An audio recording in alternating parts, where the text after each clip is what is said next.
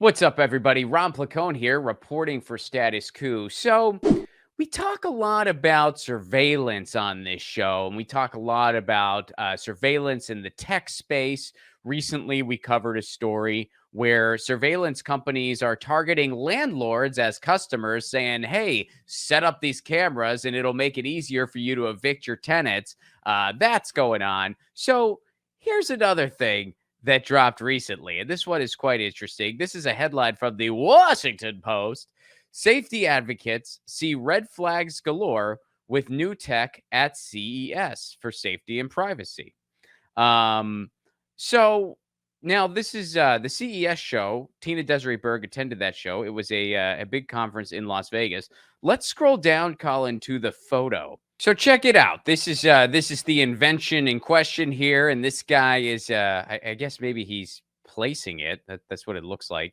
I don't think he's about to pee on that in real time. I'm assuming, but anyway, this is the U-Scan urine sensor, and it's from the healthcare company Withings, and it made the Worston show over at CES. So Cone, I'm not sure. Cone and representatives from iFixit, Consumer Reports, and other consumer advocacy groups rounded up a CES Worston show calling out which products could have the greatest negative impact on privacy, consumer choice, and the environment.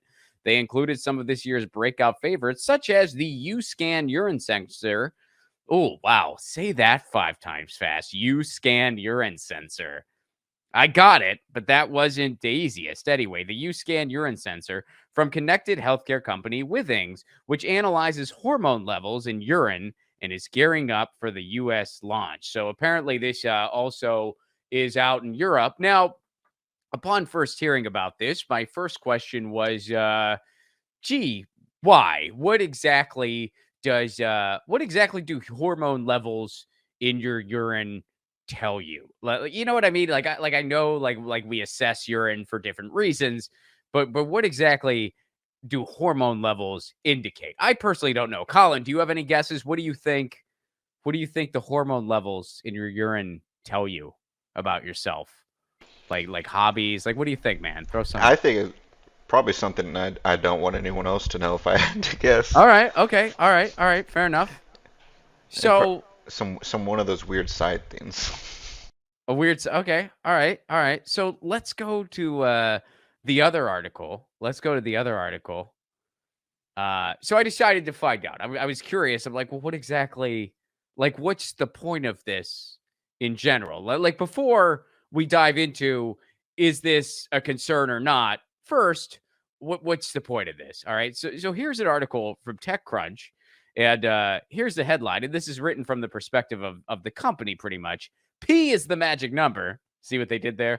As Withings puts a urine analysis lab in your toilet. Withings, best known for its smart scales, watches, and other health-focused consumer tech, released a new gadget at CES in Las Vegas, making a splash. See what they did there? In an underserved market, U-Scan aims.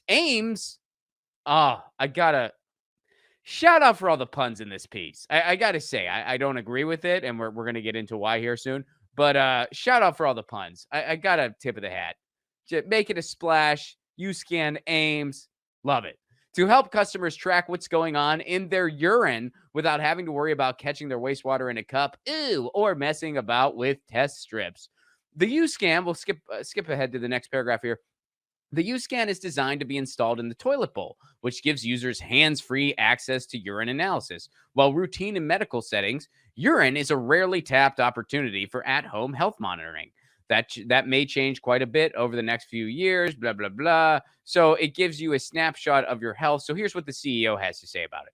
The ability of U-Scan to perform daily urine analysis from home will allow Withings to take its mission to help consumers fully utilize urine data on an entirely new level. It's one of the most exciting and complex products we have ever announced. The combination of these measurements, so this is what it measures. This is a couple paragraphs down. The combination of these measurements helps people monitor their intake to optimize their daily hydration and nutrients. The actionable part is that the system can recommend workouts, other dietary suggestions, and recipes, all to help health-conscious users achieve their goal.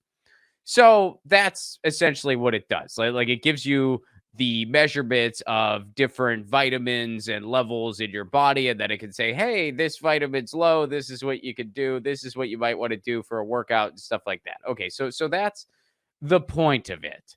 We're gonna go and skip ahead. So you might be thinking, well, I mean, if people want to collect their pee and get these levels, all right. I mean, I guess that's fine that they have a product for that. Whatever, knock yourself out.